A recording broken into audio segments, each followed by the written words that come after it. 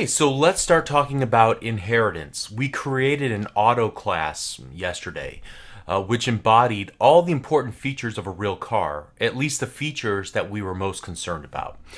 Maybe we need a special type of car.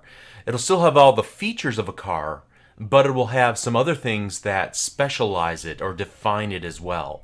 For example, a truck, like a pickup truck.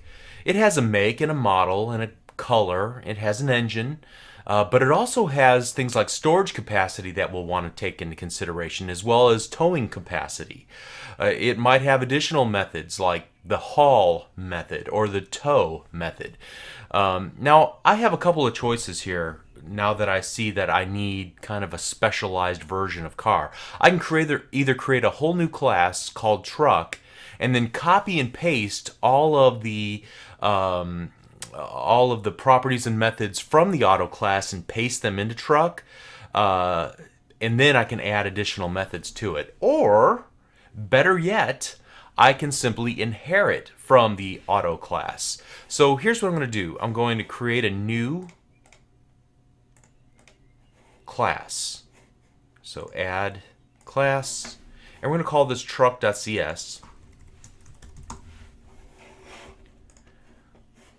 Okay, and in my truck, what I'm going to do is inherit from auto. So I'm going to use a colon and an auto right after class truck colon auto. That means I'm now inheriting from the auto class. Okay, so now what I want to do is add those properties and methods that make this class special. That auto is a generalization of all types of automobiles, but truck is a specialization of a type of automobile. So I want to specialize it by adding properties and methods that define a truck uniquely to every other kind of automobile, right? Okay, so here we go.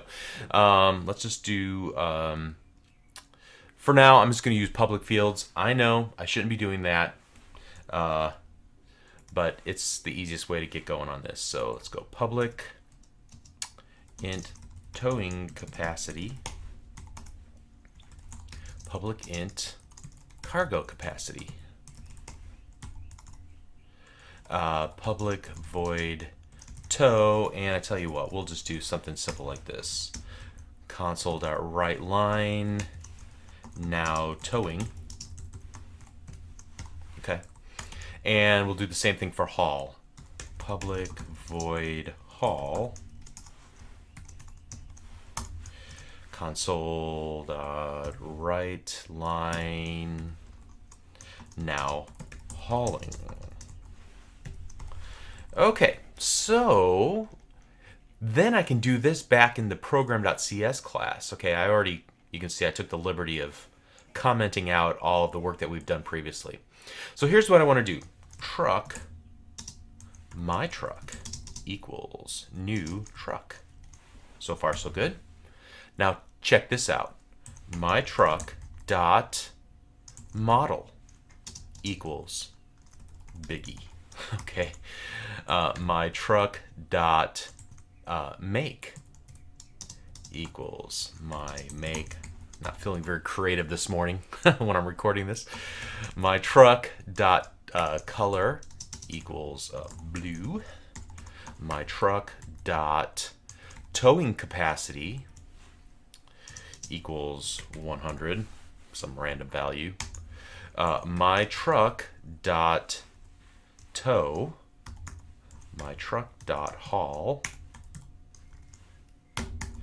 my truck dot, let's see, what was one of the methods that we defined in the automobile class?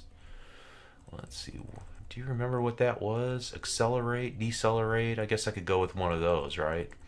They're definitely listed here as options, and I think that's really the point that I want to get at. Well, let's try accelerate.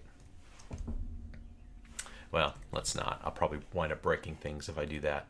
All right, so let's run the application briefly so you can see what's the output. I kind of hurt myself there, didn't I? Let's go maker equals Toyota. The Toyota Biggie. All right, there you go. Okay, so think with me for a moment here. Where did the model property come from? Where did the maker property come from? Where did the color property come from? Well, they obviously came from the auto class, where I defined them in the auto class. They're not defined in the truck class. By virtue of the fact that we're deriving, or rather inheriting, from the automobile class or the auto class, I get those properties and methods for free. In this case, the auto class is referred to as the base class, and the truck class is called the derived class. It's also referred to sometimes as the parent class, auto is the parent class, and the child class, the truck class. It's also referred to as the generalization and the specialization. Generalization being auto, the parent of many types of automobiles that others would derive from, and the specialization, an example of which would be the truck. Another might be minivan. Another might be moving truck. Another might be, race car. All part of automobile, or all types of, all specializations of automobile. Okay, so why would I even want to do this? Well, there's a couple of reasons. First of all, you're able to abstract away all the common features of cars and trucks and every other type of automobile, in this particular example, into a common base class. It makes maintenance easy. You can change the code in one place, and all of the other child classes or derived classes that inherit from that base class will benefit from those changes. If you ever need to add more features, add more properties or methods to the auto class, you can add them in one place, and then all of the derived classes will inherit those as well. But wait, what if you need to change the way that a method works in the truck class? For example, the tow or the haul, or say, for example, we had another method, which we'll actually implement this soon, called start or ignition or whatever the case might be. A start method. Let's assume we have one defined in the auto class. But the way that the start method in the truck class needs to be different. It needs to implement it differently. Well, that's not a problem. As I'm going to show you later this hour, you can override the default implementation of a base class's methods or properties. And so we're going to look at overriding methods soon. Okay? There's another benefit to inheritance, and we're going to see that as we look tomorrow when we look at the third tenet or feature of object-oriented programming, which is called polymorphism. So inheritance, as I said in the introduction, is the second tenet of object-oriented programming. Inheritance, being able to borrow the functionality or specialize functionality from a base class to a derived class to make it more specific to a given implementation. Okay, so let's keep building on these ideas in the coming videos. In the next video, I'm going to show you how you can override methods and override properties. All right, so if you got this under your belt, if you kind of understand the basic concept, if you understand, how we actually did this by using the colon and the auto in order to derive from a base class, then you're doing great. You're right on track. Just stay with me for the next hour, and I think you're going to get this under your belt, and it's not going to be that difficult for you. Yesterday was harder than today, I assure you. Okay, so we'll see you in the next video. Thank you.